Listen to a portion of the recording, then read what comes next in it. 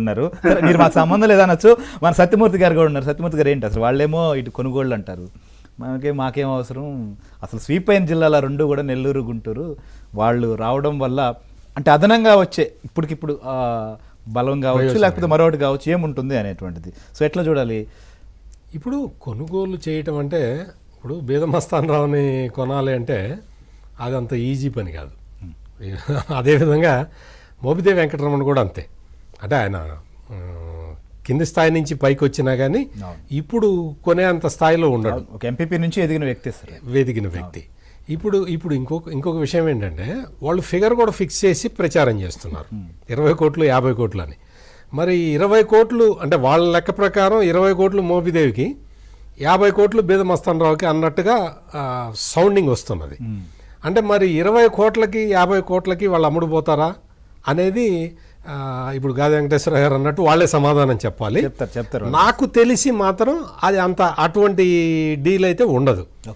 వీళ్ళకి డీల్స్ పక్కన పెడదాం సార్. అంటే జరుగుతున్న రాజకీయ పరిణామాలు లేదా రాజకీయ పార్టీల స్వభావం సరే, అధికారంలో ఉన్నప్పుడు పాలనపైన దృష్టి అంటారు, ప్రతిపక్షంలో ఉన్నప్పుడు ప్రజలే దృష్టి అంటారు.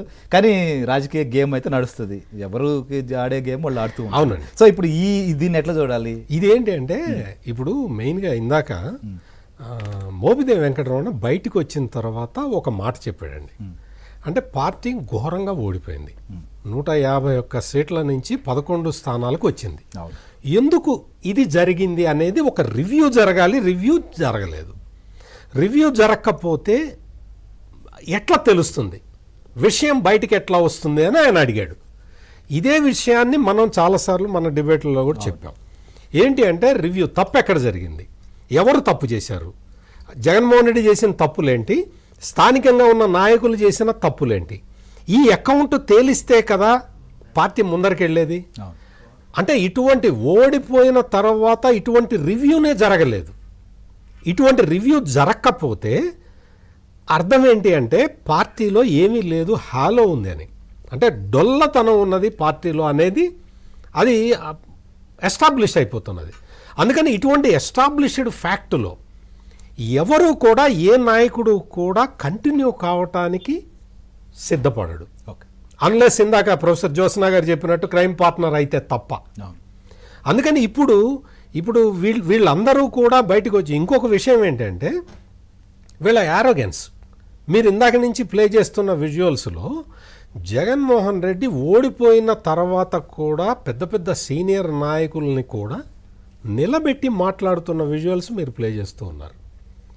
అంటే జరిగిందే సార్, అది మనమే జరిగింది. అంటే అదే చెప్తున్నా, అంటే నేను అదే చెప్తున్నా. అంత యారగెన్స్ ఉన్న నాయకుడు అంటే ఓడిపోయిన తర్వాత కూడా అతనిలో మార్పు రాలేదు, లీడర్ని లీడర్గా గుర్తించే పరిస్థితి లేదు అని చెప్పటానికే నేను మీ విజువల్ ప్రస్తావిస్తున్నాను. అంటే అంత అహంకారపూరితంగా ప్రవర్తించటం అతని నైజం అది. ఇంకొకటి విజయసాయిరెడ్డి స్టేట్మెంట్ అంతకు ముందర చూసినా కానీ రాజ్యసభలో మాకు తిరుగులేని ఆధిక్యత ఉన్నది, మమ్మల్ని కాదని ప్రధాని మోడీ ఏం చేయలేడు, అమిత్ షా ఏం చేయలేడు అని చెప్పాడు. అంటే అటువంటి మాటలు రాజకీయంగా మాట్లాడే అవకాశం ఉండదు. ఎందుకంటే ఇదే దాని పేరే రాజకీయం. అటువంటిది అతను వెనక ముందు చూసుకోవాలి ఏదన్నా మాట మాట్లాడేటప్పుడు. అట్లా కాకుండా అహంకారంతో మాకు రాజ్యసభలో బలం ఉంది, మమ్మల్ని కాదని వాళ్ళు ఎట్ట చేస్తారని సవాల్ చేశాడు. ఇదే సవాల్ని జగన్మోహన్ రెడ్డి ఎమ్మెల్సీల విషయంలో చేశాడు. మమ్మల్ని కాదని బిల్లులు ఎట్ట పాస్ అవుతాయని. రాజ్యసభలో బిల్లులు పాస్ అవుతున్నాయి, ఇక్కడ ఆంధ్రప్రదేశ్ కౌన్సిల్లో బిల్లులు పాస్ అవుతున్నాయి, అన్నీ పాస్ అవుతూనే ఉన్నాయి, రూలింగ్ బాగానే జరుగుతున్నది. అందువల్ల వీళ్ళు అంటే అసలు జగన్మోహన్ రెడ్డి కానీ విజయసాయి రెడ్డి కానీ ఇప్పుడు ఓడిపోయిన తర్వాత కూడా రాజకీయం తెలుసుకోపోతే ఎట్లా? రాజ్యసభలో ఎన్డీఏకి 121 మంది ఉన్నారు. ఇప్పుడు నాకు తెలిసి ఎవరు అవసరం పరిస్థితి లేదు. ఉందేమో అసలు ఇప్పుడు ప్రస్తుత పరిస్థితుల్లో నేను అదే చెబుతుంది. అన్ని బిల్లులు పాస్ అయిపోతున్నాయి, ఎవరికి ఎటువంటి ఇబ్బంది లేదు. ఈ సమయంలో మన మోపిదేవికి 20 కోట్లు ఇచ్చి బీదమస్తాన్ రావుకి 50 కోట్లు ఇచ్చి కొనుక్కోవాలని ఎవరు అనుకుంటారు? అసలు వీళ్ళు కొనాలనుకున్న వాళ్ళు వచ్చే వాళ్ళు కూడా అంతకు సిద్ధం ఇది ఉండదు కదా. అవును.